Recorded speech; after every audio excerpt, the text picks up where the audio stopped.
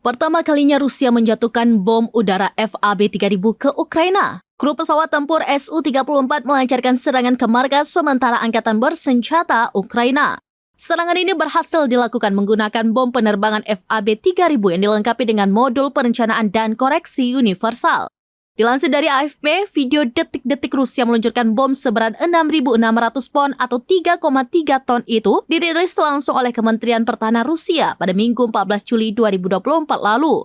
Saat bom dilepaskan dari penjepit badan pesawat, perangkat terintegrasi bom tersebut akan membentangkan sayap, memutar bom 180 derajat untuk menempatkan sayap di atas bodinya. Video selanjutnya menunjukkan dampak bom tersebut pada sebuah bangunan di daerah pemukiman.